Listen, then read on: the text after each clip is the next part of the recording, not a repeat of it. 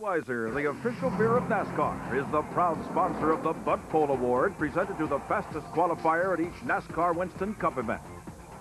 NASCAR has visited 6 new facilities in the 1990s. Mark Martin took the inaugural Bud Pole at New Hampshire International Speedway in the summer of '93.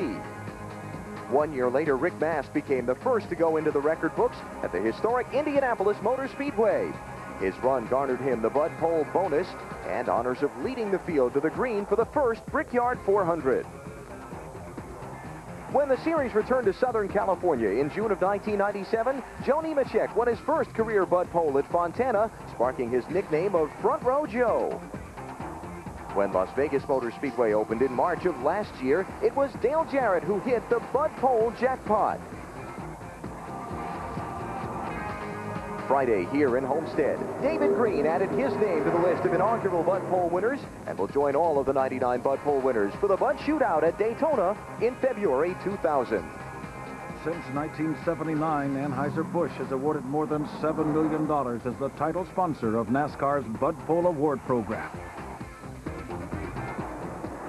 David Green, today's pole sitter, about to be overtaken by the race leader, Bobby Labonte, and put one lap down. Green in 14th position.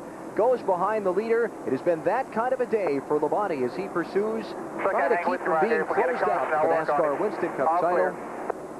He has led. Listening to David Green's radio there, giving him some instructions. Bobby Labonte has just been the man, the story of this race so far.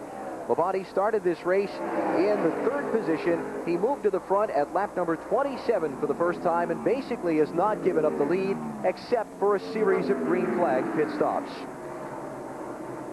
There's John Andretti up to 3rd position now as we look at our Pennzoil stop and go pit summary. You know, it's amazing. I'm sitting up here from a driver's perspective and realizing how good Bobby Labonte and John Andretti are running today.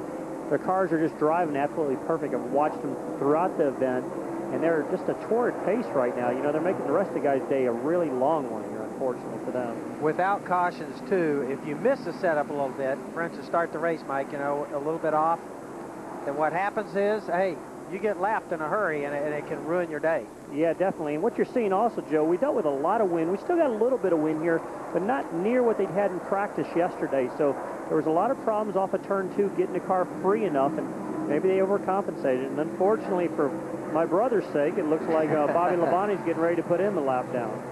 Rusty Wallace running in 14th position, about to be overtaken by the leader, Bobby Labonte. As you look at our race summary, upper left of your screen, chance to check out where your favorite driver is running. There's Jeff Burton back in 7th. Solid day for Kyle Petty so far.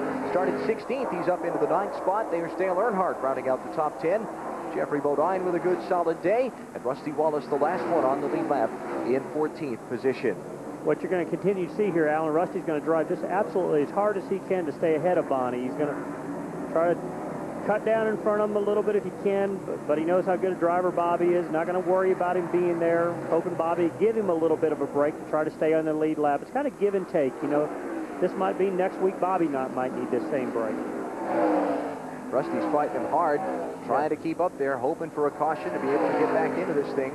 Yeah, right now everybody's screaming there's debris or something somewhere, hoping, but I don't think they're going to go for it right now.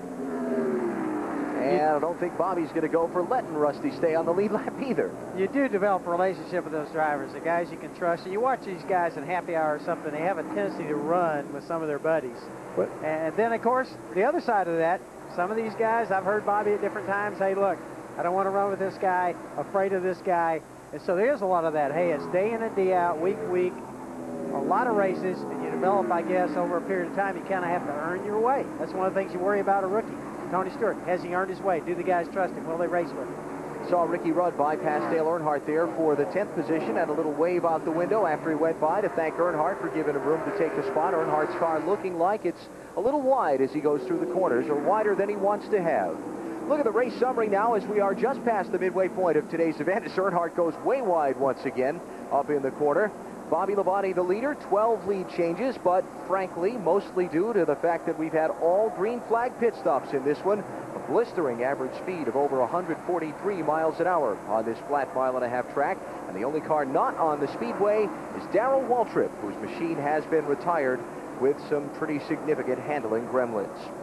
Drivers who have led the race today: David Green out in front for the first 7 laps. John Andretti has led for a while. Bobby Labonte has spent most of the time out front, also leading at least 1 lap. Mark Martin, Dale Jarrett, Mike Skinner, Jeff Gordon, Sterling Marlin, Tony Stewart, and Jeff Burton. And again, we have 13 cars on the lead lap at this point. Labonte, Stewart, Andretti, Mark Martin, Dale Jarrett, those the first 5. Then the brothers Burton in 6th and 7th, Ward and Jeff, followed by Mike Skinner, Kyle Petty, and Ricky Rudd down through 10th position. Then the final 3 on the lead lap are Dale Earnhardt, Jeffrey Bodine, and Jeremy Mayfield. And there's Dale Jarrett continuing to try and lock up the NASCAR Winston Cup title for 1999. Started the race in the 12th position. He has led a lap, and he is running in 5th position right now. Let's go down to his pit and hear from crew chief Todd Parrott with Marty Snyder. Well, he hasn't lit the world on fire, but he's in 5th. Todd, are you happy with the day so far? Yeah, right now, seem to be pretty pleased. We kept adjusting on this thing all day. Started out a little bit loose, and you know, we practiced happy hour yesterday. It was pretty cool. So just missed it a little bit, but the car seems to be pretty good. And running in the top 5, that's what we got to do. And having great pit stops and just keep tweaking on it. Who knows? If we do get a caution, we might get up there and have a shot at winning this thing. That's what we're here for. And that's what they would love to do, win this thing. But the goal, as we said in the first part of the race, just finish 8th and nothing else matters.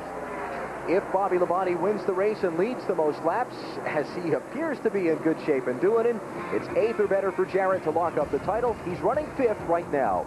Just past halfway in the Pennzoil 400 at Homestead, you're watching NASCAR on NBC.